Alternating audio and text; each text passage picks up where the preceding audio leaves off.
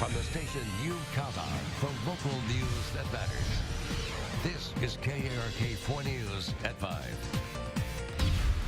That tornado warning is in effect until 4:30. KARK was there when severe weather swept through the natural state. Communities left picking up the pieces after tornadoes ripped through, leaving destruction in their wake. But when it rains 5, 6, 7, 8 inches. Meanwhile, heavy rains cause deadly flooding, forcing several counties to declare a state of emergency. Just trying to get into town this morning was extremely dangerous. We've had team coverage throughout the night, making sure you were safe, and to bring you the very latest, our continuing coverage begins now. And good evening to you, and thanks for joining us tonight. I'm Ashley Katz. Bob has the evening off. Arkansans are still feeling the effects of this massive storm that has dumped rains and also spawned tornadoes throughout the state. We want to begin tonight in Polk County. That is where the flooding has turned deadly. Deputies say it happened just north of Dover, where a man drowned in the rising waters there. We have a crew on the scene. We'll bring you more as soon as we get it. And now multiple Arkansas counties have been declared disaster areas by the Department of Emergency Management. We're learning tonight that list is growing, but take a look at the map we have so far. Every county you see shaded in red has a disaster declaration at this time. The majority of those counties you see located in the northwest part of the state, stretching all the way southeast and west. Because we are your weather authority, we have team coverage as the concern is now shifting to rising waters. All of this happening, though, as many are still cleaning up after tornadoes. Take a look at this aerial footage. This is in the southern part of the state. You're looking at the hard-hit town of Bearden. That's in Ouachita County, and that is where our Ken Bufa is tonight, and he's been there throughout the day talking with people who lived through this strong storm. And Ken, what have you seen on the ground?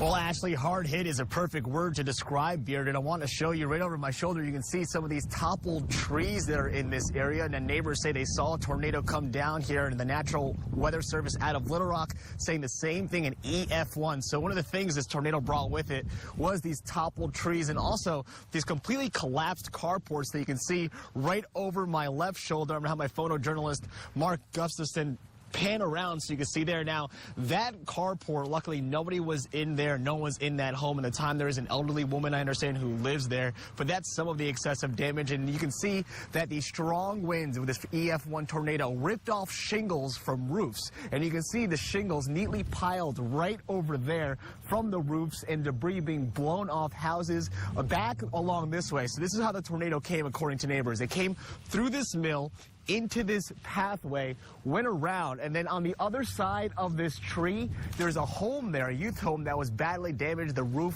caved in and a lot of tangled wires and power lines. Now, this is the aftermath. Take a listen of what it looked like when it was coming towards this area. And it formed right over the mill, and then it about took a L turn about right through here. I was over here and seen it start coming down. We was outside in the yard, and when we started seeing it, we went back in the house. Now, taking shelter was the name of the game, and it definitely paid off. I just spoke to police moments ago, and they say they have no reported injuries. We do understand hours ago that an EF1 tornado did touch down in Bearden. The aftermath is here, and if you're wondering what it sounds like, since you know what it looks like, it's hammering, chainsaws, and cleanup in this area. But we'll send it right back to you, Ashley. All right, Ken, and as of right now, like he was saying, the National Weather Service has confirmed 2 tornadoes from the Sunday storms, one where Ken was in Bearden, the other in neighboring Calhoun County outside of Hampton, both rated EF1 tornadoes. Here is a look at that damage outside of Hampton. Authorities are estimating that it carved a path of fallen trees 150 yards wide. What you're looking at, though, is the Highland Industrial Park, where 6 railroad boxcars were blown off their tracks during the storm. What we do here at this facility is we store empty rail cars for, a variety of companies. So 99% of the cars out here in the industrial park are empty cars, and that's the case with these. Some roof damage was also reported inside the park as well. In Yell County, swiftwater rescues have been busy. Those crews have been busy today. They have been called out at least half a dozen times in the last 24 hours. And that is where KARK's Stephanie Sharp is live tonight in Danville, where the high waters are rising there. Stephanie?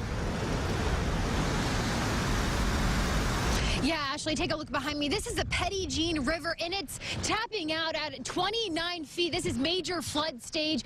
As you can see here, look at that pole. It is just tossing it around. This is quick moving water. And the water itself, like I said, 29 feet at major flood stage at this point in time. It's just inches from the bridge and coming into town, and also, you know, covering these trees. A lot of people here in the area say that they've never seen the water up this high. It's scary. Brittany Blankenship and her husband Todd keeping a close eye on the rising Petit Jean River in Danville. It's come up about 2 inches in 2 hours. The two own Blankenship pit stop just feet from the high water. We sandbag the back door, try to keep it out of the shop, try to keep it out of our office, and just hoping for the best. It's spilling into homes and churches across the town, keeping Yell County Swiftwater rescue teams busy. Rising waters from the flash floods, that's causing most of our problem. Pulling victims out of the water and getting them medical attention for hypothermia. The water temperature is extremely cold. It's down in the 40s. They have been getting call after call. Tom Berryhill with Yell County Mounted Patrol says he hasn't seen anything like this for at least a decade. They were just back to back. We'd be finishing up with one call and we would have another one immediately thereafter. As the water keeps rising, Brittany says this is a flood she will never forget. Just watching it bring the big limbs and the logs and people's furniture and stuff down, I think just the powerful force of it, how dangerous it truly is. There hasn't been any serious injuries in those swiftwater rescues here in Yell County. According to the National Weather Service, the river here, Petit Jean River, crested earlier today and starting to slowly go down, and that's good news for a lot of folks here in Danville. Reporting live in Danville, I'm Stephanie Sharp. Back to you. All right, Stephanie, thanks very much. And traffic is still moving slow this evening on 67, 167. This is between Cabot and Jacksonville. This is exactly why one driver caught this video. He was in the traffic earlier today. It shows the median completely filled with water, and then it's spilling out into both the north and southbound lanes. So be careful out there tonight. North Little Rock is preparing for the flooding at the city's flood-prone Burns Park. You remember back in May and June, rising Arkansas River levels flooded the soccer fields and trails. It was a costly cleanup. They spent about $130,000 in repairs back in the spring. The flooding this week could be just as bad. We spent the entire weekend trying to get most everything out of harm's way, especially out at Burns Park and the River Trail. And city officials do plan to close the Arkansas River Trail. They'll also be monitoring other low-lying areas in the city. Far western Arkansas also dealing with floodwaters tonight, mainly in the Polk and Scott County areas. Here's a look at some video that viewers have been sending to us. At one point, officials there told us every road in Scott County was closed because of the high water. We are your weather authority, so we will continue our coverage throughout the night on the air, online, and on our mobile app. But coming up later on in the broadcast, we'll head to northwest Arkansas where we have a live report on the rising floodwaters there. That's coming up. And we're finally drying out. Temperatures today were definitely on the cool side, though. We were down into the 50s at times earlier this afternoon. Still had over an inch of rainfall from midnight until that rain wrapped up earlier in the day. We'll have a look at some very winter-like weather, though, coming up after the break. Now from the station you count on for local news that matters. This is KARK 4 News at 5 in high definition with Bob Clausen, Ashley Katz, and Chief Meteorologist Keith Monahan. Now from KARK4, your weather authority, Arkansas's certified most accurate forecast with meteorologist Matt Peterson. Well, we had a very active Sunday, to put it lightly. We had, again, tornadoes in southern Arkansas, heavy rainfall across the entire state. And the good news for us on our Monday, we've really started to quiet things down. We woke up this morning still in northern Arkansas with some showers, some thunderstorms. But here in Little Rock, we really have been having a very quiet start to another shortened work week for us. As we take a peek outside, it's cloudy. It's still a little bit windy. It's been very, very windy through the afternoon hours today. We're looking at temperatures that earlier in the afternoon were in the 50s, but now we've dipped down to 46 already. We saw our high temperature of 51 very early on in the day, and now our winds still coming in about 16 miles an hour, but wind gusts earlier in the afternoon up over 30 miles an hour. So again, a very windy and chilly day for us across the entire state. While our satellite radar, our low pressure system continues to spiral northward, we're starting to see a little bit of clearing actually of that upper level moisture. So cloud cover not quite as thick as it was earlier in the afternoon. It looks like though overall we're still going to stay generally overcast to mostly cloudy through the overnight hours tonight, even though we're again seeing some of that cloud cover break up off to the west. We're not going to be completely clear this evening. As we zoom out and get a look at what's happening, this system is huge, bringing snow and winter precipitation to the northern plains. More chances for some severe weather down through Georgia and eastern Alabama as well. But again, for those of us here in the natural state, we have started to really quiet down. We're not completely out of the woods though just yet. We do still have flood warnings in effect through tomorrow morning for us here in Pulaski County. Areas to our west and north, the flood warning goes into Thursday. So again, still very active conditions even without the rain continuing to fall. Temperatures though have been falling, some 30s to our north and west, 46 in Little Rock, 44 Hot Springs, 46 Arkadelphia, and coming in with a 45 currently in Camden. Now our winds have been out of the kind of the southwest all afternoon long. Right now they're sustained 10 to 15, some areas close to 20 miles an hour, but overall the wind gusts have been the biggest issue, and even still at this hour gusting to 26 miles an hour in Little Rock, over 30 mile-an-hour wind gusts in Stuttgart. And because of our strong winds continuing for just about another half an hour or so, our wind advisory going until 6 o'clock, and then those winds really start to calm down tonight and then especially on Tuesday. Forecast track for us, low pressure spiraling off to the north, high pressure settling in behind our departing low pressure system. It's going to be cold though, especially compared to recently, much more seasonable, but again, we're still going to call it some cold conditions throughout our Tuesday, where we'll see a little bit more sunshine tomorrow, and then really looking at some clear conditions on Wednesday and into Thursday as well. That sunshine is going to be a very welcome sight. Our impact number for this evening, a 1, because it could be a little bit breezy through Tuesday and Wednesday, though nothing that we really need to worry about. Metrocast for tonight, 34 degrees, our overnight low. We're looking for afternoon high temperature tomorrow of about 48, and then our extended forecast, it's going to be very seasonable, much more December-like than it has been recently. Those highs in the upper 40s, the lower 50s as well, Ashley. And check out some of those overnight lows. We're in the 20s. So it's definitely finally feeling like wintertime. Yeah, we've had all sorts of weather in the past week. So really it'll be nice to kind of calm down and have some winter-like weather. Yeah, I think so. All right, thanks, Matt. And straight ahead, we are going to continue the team coverage tonight in Perry County. That's where folks are preparing for flooding there as well. That's coming up next. We continue to follow developing news tonight out of Pope County, where deputies say floodwaters have claimed the life of a man there. According to the sheriff's office, a man drowned. They say it happened just north of Dover. KARK4's Jesse Tenor has more from the scene. I'm here live on Wallace Ridge Road, and you can see the man's car right here behind me where it got stuck on a log. And so what we're being told from the Pope County Sheriff's Office is that they were first reported that the 31-year-old man was missing. They spotted his car here stuck on the log, and then you can see how strong the current is. It carried the man's body downstream here, where they were able to locate the body sometime later. And deputies are still waiting on releasing any more information about this 31-year-old man, because they're still trying to contact all of his family members. And again, you can just see how strong this current is behind me. And so even if you need to get to this area, police are saying please avoid it at all costs until some of this flooding dies down a little bit. Back to you. Jesse, thanks very much. Folks in Perry County are also bracing for a repeat from the spring flooding, where several homes were damaged there. KARK4's Drew Petrimo joins us from one of the hardest hit areas in the city of Bigelow tonight. Drew? Well, Ashley, we're just about a couple hundred yards west of the Arkansas River. We're in the Toadsuck area. You can see that it's still dry right now, but I'm told during the flooding in spring, there was about 2 feet of water right here, and you can see what officials have done to try to prevent any damage to this mobile home. This time around, there's about 4 feet of sandbags stacked up protecting it, and they're hoping that's enough.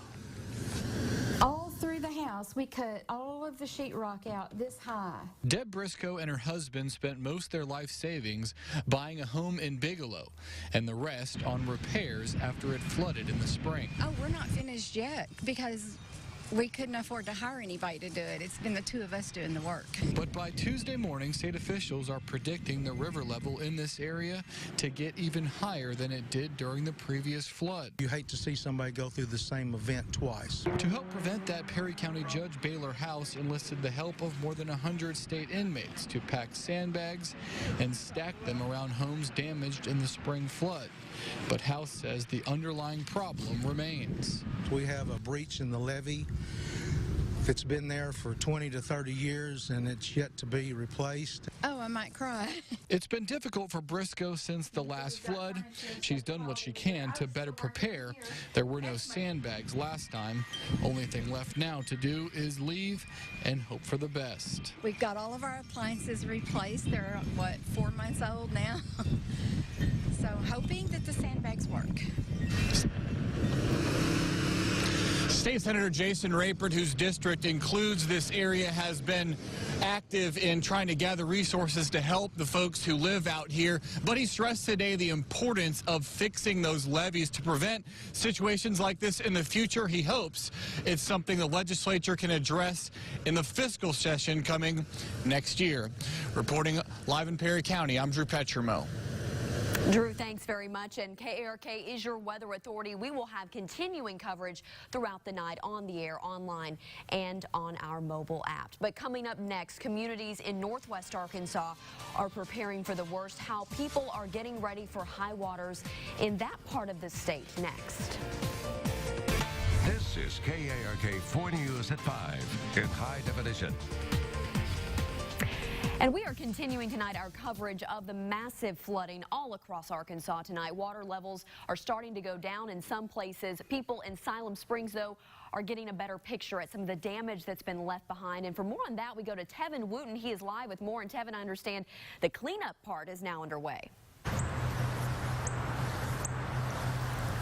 Absolutely, Ashley. If there was any question as to how close Mary Highfield's home sits to the Illinois River, they found that answer out over the Christmas holiday. The Illinois River sits to my left. You can still see the water levels are so high, water continuing to rush that way. But let me show you how close they live to this river. In fact, walk with me here right now. We're going to show you, this is their home right here, and according to her daughter, Donna, water levels up about 27 feet from where that river usually sits. In fact, they had mud all the way through that entire basement area. If you could just picture where we're standing now, water would be here, and it was here just recently as this morning, and then parts of last night, covering this entire third floor here. The home, built in 1972, has been here for 43 years, built by Mary Highfield's husband, who died about 10 years ago. He built it, and I've been told by some of the family members here, they have never seen flooding as bad as this as they had in 2011, but however, the home has never been fully destroyed, and it still stands in its original form today. The brick on the bottom, wood on top. They've got to clean out some mud and stuff. They've got to install new plumbing, new AC and central heating and air. But aside from that, they're looking forward to getting their mother, Mary Highfield, back in this home within about a week and a half's time. Reporting live tonight in Siloam Springs, I'm Tevin Wooten for KARK 4 News. Ashley. Tevin, thanks very much. And coming up, we are continuing to talk about all of the heavy rain and the aftermath. This is just one of the many photos we've received from the Ouachita River area. We will have a look, though, at some colder weather on the way. Up next. This is KARK 4 News at 5 in high definition. Well, after the weekend we had across Arkansas, we deserve some nicer weather. We really do. It was a mess yesterday. Heavy rains. Of course, we had the severe weather as well. The good news for us, Ashley, we are getting that break. Good. We're going to get some nice, calmer conditions really as we get into this week. Now, we're showing a chance for a thunderstorm there on Wednesday. Not the case. It's going to just be a partly cloudy day on Wednesday after a little bit of overcast conditions for us tomorrow. Those temperatures pretty seasonable, actually, for this time of year. We should be looking for those high temperatures right around 50, 51 degrees, maybe 49. So that's what we have. It's going to get a little cool as we head towards New Year's Eve and New Year's Day, though, with temperatures at night anyway down near the freezing mark. But again, seasonable for December. Finally feeling that way. It might be a shock, though, for some of us. Especially after the 70s last week. Yeah, that was nice. Yeah. Thanks so much.